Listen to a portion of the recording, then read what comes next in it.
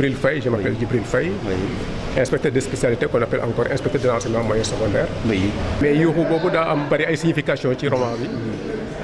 Yuuxu boobu ça daa am relation ak dundinu nit ci àdduna. Problème yi nit yi jànkoonteel problème éducation problème yaru bu xale yi wala problème valeur morale yi nit ki war a am ba mën a dund correctement ci biir société.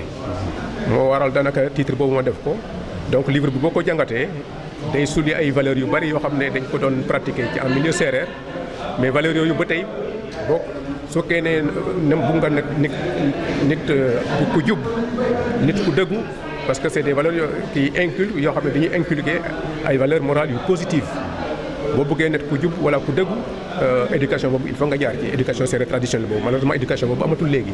dénkaan yi peut-être que mooy gën a yar xale yi rek te aussi ñuy dem wuti xam-xam parce que sama propre doom non seulement peut-être dama leen di jàngal quelques valeurs traditionnelles yi ma xamoon mais ñu ngi école française te jàng nañ alxuraan. donc ñetti éléments yi boo ko defee ci nit yaakaar naa ne dina moo ko mën a dimbale bi mu mën a xal yoonam ci adduna bi ci société bi te du jànkuwanteeg ak problème yu bëri. incha allah dinañ ci jéem a bind parce que am na foo xam ne soo fa tolloo expérience bi ngay am da nga koy bëgg a transmettre nit yi. expérience boobu xëy na mën na dimbali xale yi parce que xale yi comme ni nga ko waxee smartphone yeeg téléphone portable yeeg donc. Finalement xale yooyu valeurs yi ñu amoon au départ ci tradition boobu wala ci école française valeurs yu bari dañ ko perdre léegi alors ñoom seen ñoom ordinateur wala smartphone rek moom la ñu mooy seen kii donc on espère que maa ngi souhaité daal wax dëgg yàlla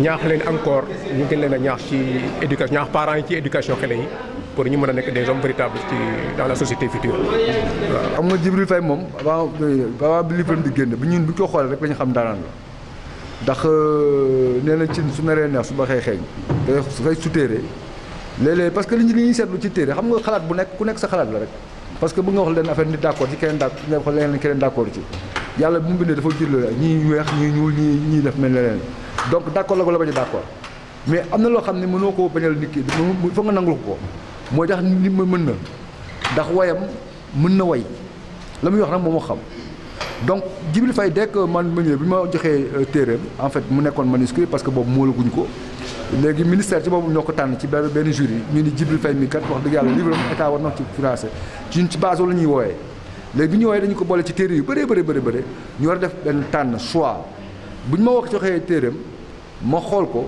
dama xool njëlbeen ba ak digg bi bu ci nekk benn page mën naa ko waxee noonu laa ci lire mu mat sëkk ma xam ni kii bind katoon daanaan la kii lu waay mënti wax fu mu rëdd xalimaam dara génn fa. donte mi ngi gulet muy bind. gulet mi ngi bind ndax nag loolu li ko indi aussi parce que dafa am ay ñoo xam ne ñoo làqatu c'est-à-dire que bindkat yu làqatu lañu daaw lu ñu juddu mais xam nga ren lañ koy door xam parce que simplement dafa toll ci at soo xoolee at ñi nga xam ni nit toll na ci pour am maturité d'abord te mu toog jàngale lu yàgg ci mbind mi donc ci loolu la nekk donc loolu ndegam enseignants yi nekkuñu fi ñu fi njàq bind quand même ci enseignants yi wax dëgg yàlla enseignant bu yeewu suba rek bind dëgg-dëgg góorgóorlu ci li muy def xëy na moom mën ñëpp quoi.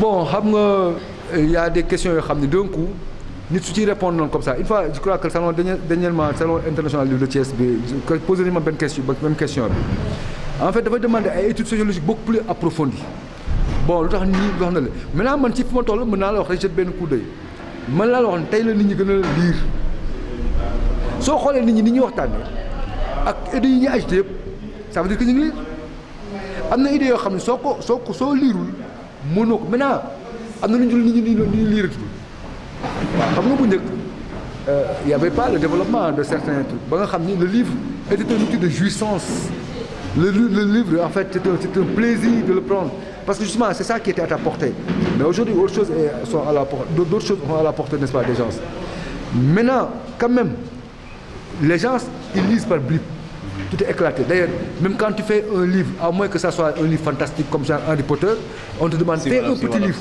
waaw defal livre bu ndaw rek léegi parce que nit ñi amuñu jot mën nañu ko waxee yàkkamti nañu te li gën a li ñu xam ne dañu ko seetlu mooy li ñu leen di proposer li ñu leen di mën ne wan seen kanam daa bëre tey jëm soo demee ci net bi ñi doon produire tey livre sa Thiès maison d'édition yi demee wuloon nii tey mën nga compter man Fama Diagne Sène ah ñu ne liiratuñu dafa am donc am na ñu ko loo xam ne foog nga évaluer ko nga xaymaa ko noonu mais soo nee nit ñi liiratuñu noonu loolu amul dañuy wax nit ñi naka la ñuy liiree léegi ak nu muy demee mais je suis presque sûr que tey nit ñaa ngi gën a lire parce que tey lañ gën a yokk nombre de livres yi génn tey la gën a bëre maison d'édition yi tey la gën a bëre ndax maintenant est-ce que c'est en profondeur est-ce que kii lire ban profil la am mais la lecture nekkul delluwul ginnaaw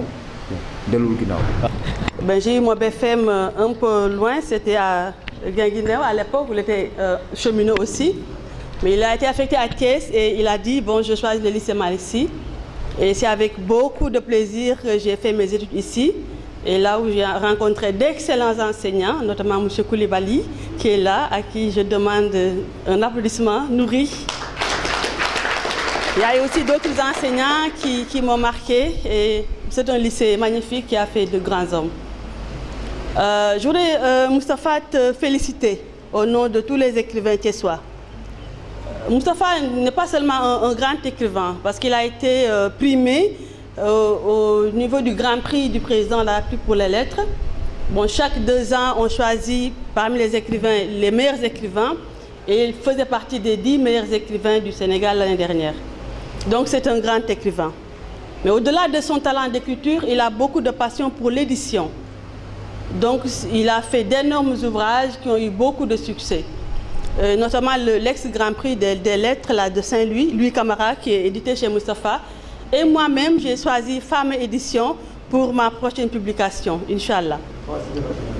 3 hivers à Genève. Donc, je vais taire le titre, je l'ai déjà dit. Voilà, donc c'est un grand éditeur qui fait beaucoup de choses pour les lettres au Sénégal. Et c'est pour cela nous avons beaucoup d'estime pour ce qu'il fait. Et nous demandons à tous les Thiessois de soutenir l'action de Moustapha Ndéné. Parce que ce n'est pas facile d'être éditeur. Et ce n'est pas facile non plus de commencer à Thiès un grand salon du livre qui commence à être connu. Et nous espérons que les prochaines éditions auront aussi beaucoup de succès. Bon, je voudrais vraiment, au nom de tous les écrivains du Sénégal, dire félicitations à notre auteur. C'est un beau titre. Un cri dans la nuit, ça me rappelle le chant des ténèbres. C'est un tout petit peu comme cela. Et c'est un grand auteur, comme tu l'as dit, Moustapha. J'ai eu à lire l'ouvrage que Moustapha m'avait remis, mais on a senti que l'auteur maîtrise bien les lettres. Il a une façon très simple de dire les choses et on le suit de fur et aiguille tout au long du livre sans avoir l'impression qu'on lit. Voilà, on le suit simplement. Donc il parle avec le cœur et c'est un très très beau texte et je demande à l'assistance quand même d'acquérir l'ouvrage pour soutenir l'auteur. C'est un beau texte à lire et on le félicite énormément. Moustapha, je voulais terminer pour remercier Madame Youm qui est venue avec nous, notre ami aussi, le poète de l'amour succulent, comme tu dis, Mouchembaï, toute l'assistance qui est là, vraiment merci beaucoup. Félicitations à Moustapha et puis merci à notre ami Mbaïsis qui est derrière pour son introduction et puis bon vent au livre. Voilà, merci beaucoup. Ce qui m'a poussé à écrire, c'est simplement, disons, une expérience vécue dans ma tradition, dans ma culture sérère d'abord, mais ensuite les connaissances que j'ai acquises à l'école française. Un croisement de ces deux cultures a créé en moi un certain choc, une certaine perturbation. Et j'ai senti qu'au fond de moi-même, il y a des choses que je devais dire, que je devais transmettre à partir d'une écriture, à partir de la création d'un roman. Et c'est pourquoi donc c'est ce qui m'a poussé exactement à écrire ce roman-là. Il s'agit essentiellement, dans un premier temps, peut-être de la culture traditionnelle sérère, mais aussi des interrogations sur certains aspects de cette culture. En quoi cette culture peut-elle forger un homme? Quelles sont les valeurs réelles, les valeurs profondes, les valeurs humaines qu'on acquiert ou bien qu'on apprend dans cette culture? Ensuite, il y a aussi l'école française qui m'a apporté la logique cartésienne.